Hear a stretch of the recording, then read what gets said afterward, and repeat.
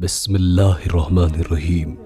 السلام علیکم دوستوں، پچھلی ویڈیو میں آپ جان چکے ہیں کہ کس طرح سے خواجہ صاحب رحمۃ اللہ علیہ کے کرشمے کی وجہ سے پورے انا ساگر تالاب کا پانی ایک کٹورے میں سما جاتا ہے۔ آج کے اس پارٹ میں ہم جانیں گے کہ آخر اس کے آگے کیا ہوتا ہے۔ سپاہی بھاگتے ہوئے راجا کے دربار میں جاتے ہیں اور اسے اس پوری صورتحال سے آگاہ کرتے ہیں۔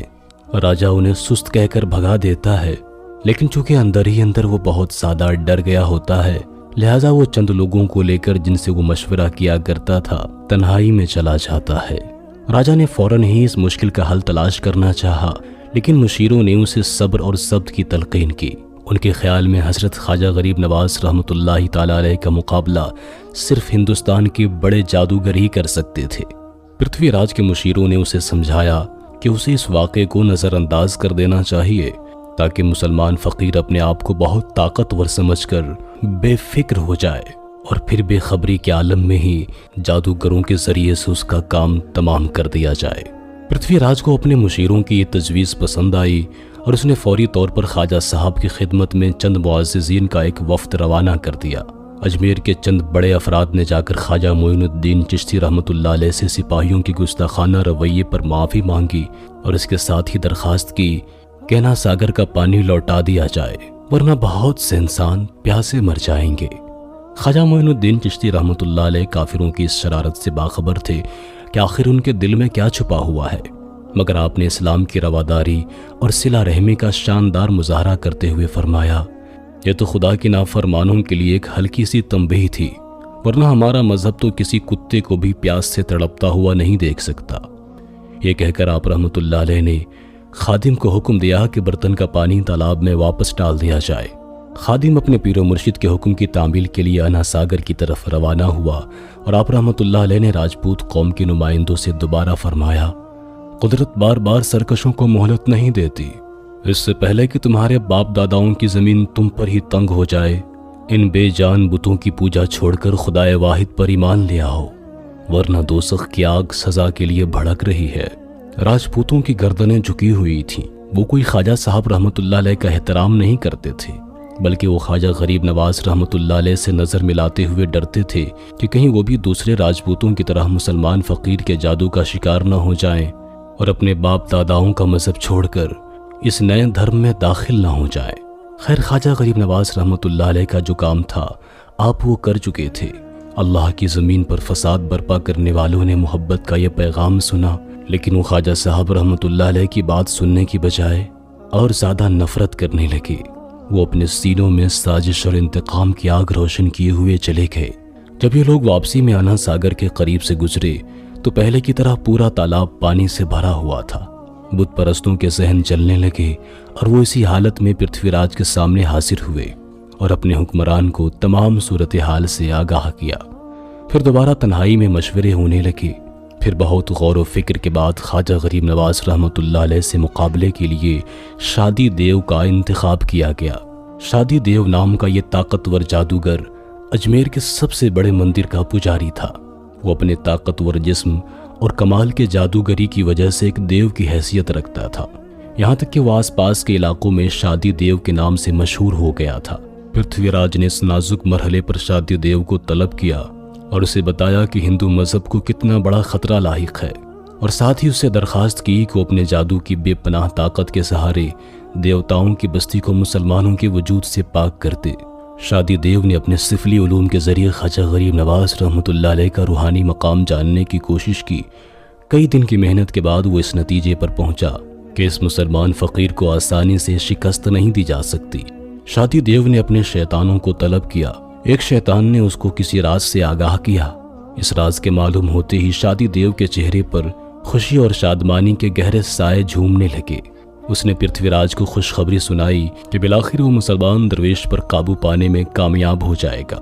حکومت کے لوگوں نے چین کی سانس لی اور شادی دیو حضرت خواجہ معین الدین چشتی رحمۃ اللہ علیہ سے ایک فیصلہ کن جنگ لڑنے کے لیے تیاریاں کرنے لگا۔ شادی دیو نے اپنے شاگردوں کو نئے منتر سکھائے اور پھر جادوگروں کی فوج لے کر اس طرف بڑھا جہاں حضرت خواجہ غریب نواز رحمۃ اللہ تعالی علیہ آرام فرما تھے۔ جادوگروں کی یہ جماعت جیسے ہی حق پرستوں کے قریب پہنچی तो वो राजपूत जो नए नए इस्लाम में दाखिल हुए थे कुछ घबराने लग गए।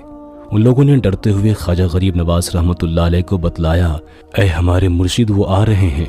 ख्वाजा साहब ने फरमाया, वो पहले भी आए थे और नाकाम होकर चले गए थे, अब इनकी दोबारा आमद से हमारे कामों में क्या खलल पड़ेगा। शादी देव ने ख्वाजा साहब से जंग लड़ने का प्लान कुछ इस तरह से बनाया था कि वो और उसके साथी बहुत दूर से ही जादू के मंत्र पढ़ते हुए ख्वाजा साहब की तरफ बढ़ रहे थे। यहाँ तक कि एक खास फासले पर तमाम जादूगर रुक गए। शादी देव ने उनसे आगे बढ़ने के लिए कहा, मगर उसके चेले ये कह रहे थे कि यहाँ से आगे जाने की उनमें ताकत नहीं है। दरअसल छोटे जादूगर ये चाहते थे कि शादी देव खुद मुसलमानों पर हमला आवर हो और वो उसकी मदद के लिए पिछली सफ में रहकर अपने जादू का इस्तेमाल करते रहेंगे। शादी देव अपनी साहिराना कुव्वत के नशे में डूबा हुआ था, इसलिए वो बेख्तियार आगे बढ़ा और साथ ही अपने चेलों को हिदायत भी करता गया कि वो मुसलसल मंत्रों का विर्द करते रहें। इस तरह जो मुसलमान उसके हमले से फरार होकर इस तरफ आएगा जलकर राख हो जाएगा। शादी देव कहर की हालत में अपने साहिराना कमालात दिखाता हुआ आगे बढ़ रहा था। उसकी आंखों से आग बरस रही थी और मुंह से भड़कते हुए शोले निकल रहे थे। एक बड़ा ही खतरनाक मंजर था और इसकी हौलनाकी में शादी देव की गरजदार आवाज ने मजीद इजाफा कर दिया था। वो चीख चीख कर कह रहा था, मुसलमान सुन लें कि उनकी मौत का वक्त करीब आ गया है। जब तक मैं खामोश रहा तुम आफियत में रहे, मगर आज मैं नींद से जाग गया हूँ और मेरी ये बेदारी देवताओं के दुश्मनों को हलाक कर डालेगी। शादी देव ये कहता हुआ आगे बढ़ता रहा, लेकिन अभी उसने थोड़ा ही फासला तय किया होगा कि वो अचानक रुक गया। उसके मुंह और आंखों से निकलने वाले शोले अचानक बुझ गए। शादी देव चंद लम्हों तक हैरत सदा खड़ा रहा, फिर उसने चीखते हुए आगे बढ़ने की कोशिश की, मगर अपने जिस्म को हिला भी नहीं सका।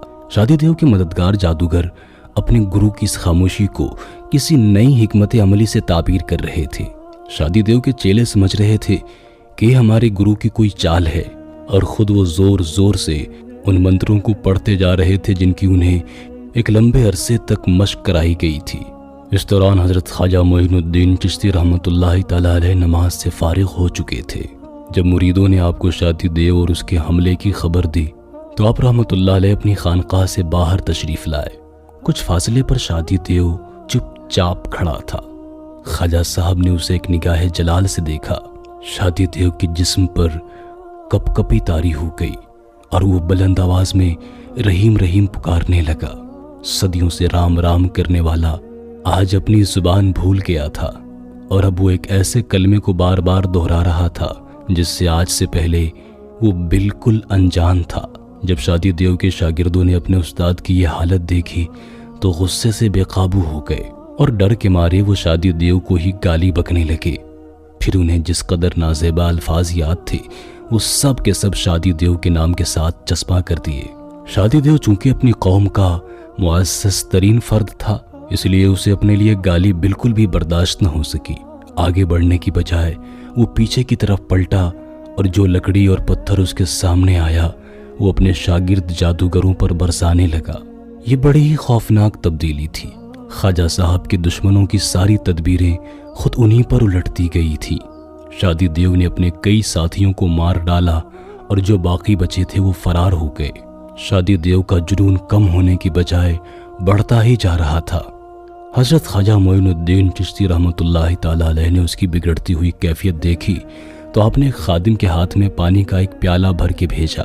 शादी देव ने जैसे ही वो पानी पिया, कुफ्र के सारे अंधेरे दिलो दिमाग से गायब हो गए और वो बड़े ही अकीदतमंदाना अंदाज में ख्वाजा गरीब नवाज रहमतुल्लाह अलैह के कदम चूम रहा था। अब एक खुदा के मानने वालों के सफ में एक और कलमा पढ़ने वाले का इजाफा हो गया था। जब पृथ्वीराज चौहान ने हिंदू धर्म के रखवालों की ताज़ा शिकस्त का अहवाल सुना तो उसके माथे पर बेशुमार शिकने उभर आए और वो कहरालूद लहजे में अपने मुशीरों से कहने लगा, मैं आखिर कब तक इस आफत नागहानी को बर्दाश्त करता रहूंगा। अगर पहले ही मेरी तजवीज़ पर अमल कर लिया जाता तो आज सिल्लत और रुसवाई के ये मनाजिर हमें नहीं देखने पड़ते। बस अब मेरे सब्र व सब्र की इंतहा हो चुकी है। इसी वक्त फौज को हुक्म दो कि वो उन मुट्ठी भर भिखारियों का नामो निशान मिटाकर राजपूतों की धरती को मुसलमानों से पाक कर दें। पृथ्वीराज जिस तरह बोल रहा था जैसे मैदान जंग में आला नस्ल का घोड़ा जख्मी होकर बेलगाम हो गया हो। پرتھوی راج چاہتا تو ان کو مار بھی سکتا تھا، لیکن ان کو ڈر تھا کہ اگر ان فقیروں کو ایسے ہی مار دیا جائے تو لوگ ہندو دھرم پر سوال اٹھا سکتے ہیں۔ یہی وجہ تھی کہ پرتھوی راج ان کا مقابلہ اپنے پنڈتوں کے ذریعے کرنا چاہتا تھا۔ مشورہ دینے والوں نے بڑے سوجھ بوجھ سے کام لیا۔ پہلے تو اپنے راجا کا غصہ ٹھنڈا کیا اور پھر مسلمانوں سے نجات پانے کے لیے نئی تجویز پیش کی۔ کہنے لگے، شادی دیو کے ذریعے تو ہم نے اپنی جنگ کا آغاز کیا ہے، بس ابھی ہمارے ترکش میں کئی زہریلے تیر باقی ہیں۔ جب تک جوگی جے پال زندہ ہے ہمیں اپنے مذہب سے مایوس نہیں ہونا چاہیے۔ جوگی جے پال کا نام سنتے ہی پرتھوی راج کے چہرے پر خوشی کی لہر دوڑ گئی۔ وہ تو غصے میں اس عظیم جادوگر کو بھول ہی گیا تھا۔ جوگی جے پال ایسا جادوگر تھا جس سے خود پرتھوی راج بھی بڑی عقیدت رکھتا تھا۔ پرتھوی راج نے فوری طور پر جوگی جے پال سے ملاقات کی خواہش ظاہر کی اور کچھ ہی دیر بعد چند تیز رفتار سپاہی اپنی امید کی آخری کرن کی طرف دوڑ رہے تھے۔ جوگی جے پال اجمیر کے مضافاتی علاقے میں رہتا تھا اور اسے جادوگری میں اس قدر مہارت حاصل تھی کہ پورے ہندوستان میں جے پال کا کوئی دوسرا حریف موجود نہیں تھا۔ ہزاروں بڑے بڑے جادوگر اس کے چیلے مانے جاتے تھے۔ جوگی جے پال جیسے ہی پرتھوی راج کے کمرے میں داخل ہوا تو اجمیر کا راجا پرتھوی راج اپنی کرسی سے اٹھ کر اس کے قدم چومنے کے لیے آگے بڑھا۔ جے پال نے جواب میں پرتھوی راج کو صحت اور زندگی اور خوشی اور کامرانی کا آشیرواد دیا۔ پھر اس نے اس بے وقت طلبی کا سبب پوچھا۔ پرتھوی راج نے حضرت خواجہ معین الدین چشتی رحمۃ اللہ علیہ کے آنے سے لے کر شادی دیو کے اس بری طرح ہار جانے تک کا واقعہ پوری تفصیل سے سنا دیا۔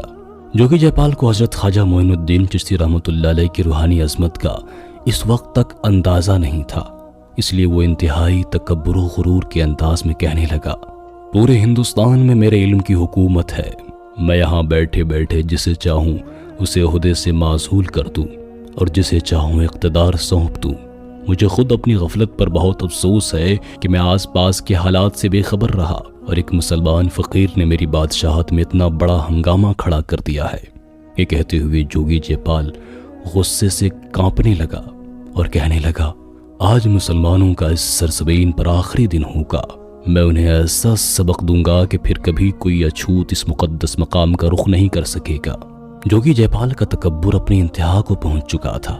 وہ پرتھوی راج کی خلوت کدے سے اس انداز سے نکلا جیسے سچ میں وہ پورے ہندوستان کا بادشاہ ہو اور کسی نافرمان غلام کو سخت ترین سزا دینے جا رہا ہے۔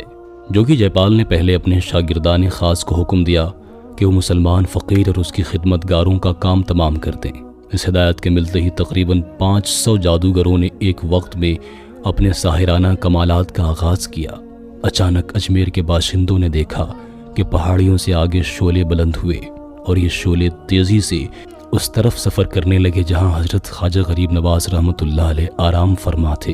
پرتھوی راج اور اس کے درباری جادوگروں کی اس شعبدہ بازی سے بہت مطمئن نظر آ رہے تھے، لیکن انہیں یہ خبر نہیں تھی کہ یہ آگ خواجہ غریب نواز رحمۃ اللہ علیہ تک پہنچنے سے پہلے ہی بجھ جاتی تھی۔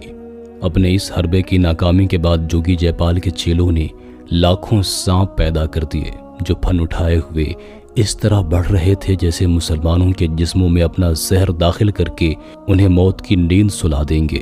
لیکن جادو کے ذریعے پیدا ہونے والے ان سانپوں کا بھی وہی حشر ہوا جو کچھ دیر پہلے بھڑکتی ہوئی آگ کا ہو چکا تھا۔ سانپ خواجہ غریب نواز رحمۃ اللہ علیہ کے قریب پہنچتے ہی سر پٹکتے اور دوسرے ہی لمحے غائب ہو جایا کرتے تھے۔ جادو کے دونوں خوفناک ترین مظاہروں کی ناکامی کے بعد شاگردوں نے اپنے استاد کے سامنے اپنی ہار کا اعتراف کر لیا۔ جوگی جے پال کو آج تک کبھی ناکامی نہیں دیکھنی پڑی تھی، پوری زندگی میں کبھی بھی اس کا بیچارگی سے سابقہ نہیں پڑا تھا، اس لیے وہ شدید غصے کی حالت میں اپنے چیلوں کو برا بھلا کہتا ہوا خواجہ غریب نواز رحمۃ اللہ علیہ کی طرف بڑھنے لگا۔ جوگی جے پال اس وقت اکیلا تھا۔ جب مسلمان راجپوتوں نے جے پال کو آتے ہوئے دیکھا تو خواجہ غریب نواز رحمۃ اللہ علیہ سے عرض کرنے لگے، حضور یہ تمام جادوگروں کا گرو اور پرتھوی راج کی امیدوں کا آخری سہارا ہے، پورے ہندوستان میں اس کی جادوگری کے چرچے ہیں، یہ یہاں کا سب سے طاقتور اور مہان جادوگر ہے۔ جواب میں حضرت خواجہ معین الدین چشتی اجمیری رحمۃ اللہ تعالی علیہ نے فرمایا، جس خدائے واحد نے دوسرے جادوگروں کو تحقیر آمیز شکست دی ہے وہی جے پال کو بھی ذلیل اور رسوا کرے گا۔ ابھی آپ رحمۃ اللہ علیہ کی زبان مبارک سے ادا ہونے والے کلمات کی گونج باقی تھی کہ جے پال نزدیک آ گیا۔ اس نے آتے ہی اپنا تعارف کروایا اور بلند و بالا دعوے کرنے شروع کر دیے۔ کہنے لگا، میں جوگی جے پال ہوں، ہندوستان کے تمام دریاؤں، پہاڑوں، جنگلوں اور شہروں پر میری حکومت ہے۔ اس سے پہلے کہ میں تم بے یاروں مددگار فقیروں پر آسمانی قہر کی طرح نازل ہو جاؤں، بہتر ہے کہ یہاں سے چلے جاؤ، میں تمہیں بھاگنے کے لیے راستہ دے دوں گا، اور اب تک تم اس زمین پر جس قدر ہنگامے برپا کر چکے ہو ان کا بھی حساب نہیں مانگتا میں تم سے۔ حضرت خواجہ غریب نواز رحمۃ اللہ تعالی علیہ نے اللہ رب العزت کی کبریائی بیان کرتے ہوئے فرمایا، ہم یہاں سے جانے کے لیے نہیں آئے، اللہ ہی بہتر جانتا ہے کہ آسمانی قہر کس پر نازل ہوگی، بس ایک اسی کا دعویٰ سچا ہے، باقی تمام تو بس وہم و گمان ہے۔ جوگی جے پال ایک خدا کے پوجنے والے کی بے نیازی پر بھڑک اٹھا اور اس نے اپنے ایک ہاتھ کو ہوا میں جنبش دی۔ اچانک لوگوں نے دیکھا کہ ایک رسی برآمد ہوئی جس کا ایک سرا زمین پر تھا اور دوسرا آسمان کی وسعتوں میں گم تھا۔ جے پال نے اس رسی پر چڑھنا شروع کر دیا۔ تھوڑا فاصلہ طے کرنے کے بعد ہندوستان کا سب سے بڑا جادوگر حضرت خواجہ معین الدین چشتی رحمۃ اللہ علیہ سے دوبارہ مخاطب ہوا۔ میں آسمان کی طرف جا رہا ہوں اور وہاں سے بجلی کی شکل میں میرا عذاب نازل ہونے والا ہے۔ یہ کہہ کر جے پال اوپر چڑھتا گیا، یہاں تک کہ نیلے آسمان کے بادلوں نے اسے نگل لیا، لیکن رسی ابھی بھی صاف دکھائی دے رہی تھی، مگر جے پال غائب ہو چکا تھا۔ جوگی جے پال کے غائب ہوتے ہی حضرت خواجہ معین الدین چشتی اجمیری رحمۃ اللہ تعالی علیہ نے اپنے جوتوں کو حکم دیا، جاؤ اور اس عظیم جادوگر کو تلاش کر کے زمین پر لے آؤ جو مسلمانوں کو تباہ کرنے کے لیے آسمان پر گیا ہے۔ یہ بڑا عجیب منظر تھا۔ کچھ دیر بعد اجمیر کے رہنے والوں نے دیکھا کہ جوگی جے پال چیختا ہوا زمین کی طرف آ رہا ہے اور خواجہ غریب نواز رحمۃ اللہ علیہ کی مبارک جوتیاں اس کے سروں پر برس رہی ہیں، یہاں تک کہ جے پال اپنے جادوگرانہ کمالات کے باوجود بڑی ذلت و رسوائی کے ساتھ واپس آ گیا اور اس نے کھلے الفاظ میں اپنی ہار مان لی۔ پھر اس نے خواجہ معین الدین چشتی اجمیری رحمۃ اللہ تعالی علیہ کے پاؤں مبارک پر سر رکھتے ہوئے کہا، جس شخص کو سارے ہندوستان کے جادوگر تلاش نہیں کر سکتے تھے، اسے ایک عظیم مسلمان کے جوتوں نے زمین کی پستیوں میں دھکیل دیا ہے۔ یہ میری ساری عمر کی کمائی تھی جو چند لمحوں میں برباد ہو گئی ہے۔ اتنا کہہ کر جے پال بے تحاشا رونے لگا، شرمندگی سے اس کا سر نہیں اٹھتا تھا۔ حضرت خواجہ معین الدین چشتی اجمیری رحمۃ اللہ علیہ نے اسے تسلی دینے کے لیے محبت آمیز لہجے میں فرمایا، جس علم کی کوئی حقیقت ہی نہیں ہے، اس کی بربادی پر انسان کو غمزدہ نہیں ہونا چاہیے۔ دنیا میں صرف خدا کے پوجنے والوں کی بات حق ہے، اور بالآخر ساری دنیا پر حق کو ہی غلبہ حاصل ہو کر رہے گا۔ خواجہ صاحب رحمۃ اللہ علیہ کی محبت ملنے کے بعد جوگی جے پال کے دل و دماغ کے اندھیرے غائب ہو چکے تھے۔ بالآخر اس نے سچے دل سے خواجہ صاحب رحمۃ اللہ علیہ کو اپنا مرشد مانا، مذہب اسلام کو قبول کیا اور بلند آواز سے کلمہ طیبہ لا الہ الا اللہ محمد الرسول اللہ پڑھ کر باپ داداؤں کی صدیوں پرانی رسم کو پامال کر ڈالا۔ اسلام قبول کرنے کے بعد حضرت خواجہ غریب نواز رحمۃ اللہ تعالی علیہ نے جوگی جے پال کا نام عبداللہ صحرائی رکھا۔ دوستوں، آج کے پارٹ میں اتنا ہی، انشاءاللہ تعالی اگلا پارٹ کل اپلوڈ ہوگا۔ اس ویڈیو کو لائک کرتے ہوئے دوستوں کے ساتھ شیئر بھی ضرور کر دیجیے گا۔ اپنا اور اپنے پیاروں کا بہت سا خیال رکھیے گا۔ اللہ حافظ۔